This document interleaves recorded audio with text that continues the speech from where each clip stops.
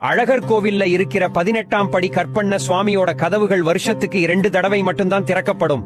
ஒன்னு ஆடி பௌர்ணமி அன்னைக்கு, இன்னொன்னு ஆடி அமாவாசை அன்னைக்கு.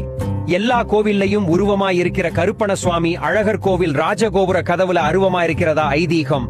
அழகர் கோவிலுக்கு திருட வந்த 18 மந்திரவாதிகளையும் வெட்டி அங்க இருக்கிற 18 படிகள்ல புதைத்து விட்டதா சொல்லப்படுது. அவங்களோட வந்த கருப்பண சுவாமி, நான் இங்கே இருந்து அழகரையும் அழகர் கோவிலையும் பாதுகாத்துக்கிறேன் அப்படின்னு சொல்லிட்டு அங்க இருக்கிற கதவுல உறைந்து விட்டதா ஐதீகம். என்னைக்கு 18ஆம் படி கருப்பண சுவாமியோட கதவு திறக்கப்படுதோ அப்போ அதன் வழியே சக்கரத்தாழ்வார் மட்டும்தான் வந்துகிட்டு போவாரு. அழகரோட பல்லக்கு கூட அந்த ராஜகோபுர வாசல பயன்படுத்துறது கிடையாது. பக்கத்துல இருக்க வண்டி பாதையை மட்டும்தான் பொதுமக்களும் அழகரும் பயன்படுத்துறாங்க. ஏன்னா இந்த பாதையில 18 மந்திரவாதிகளை வெட்டி புதைத்ததுனால அந்த இடம் தீட்டுப்பட்டு விட்டது. அதனால்தான் அது வழியா அழகர் வெளியில வரமாட்டாரு. பக்கத்துல இருக்க வண்டி பாதை வழியாதான் வெளியில்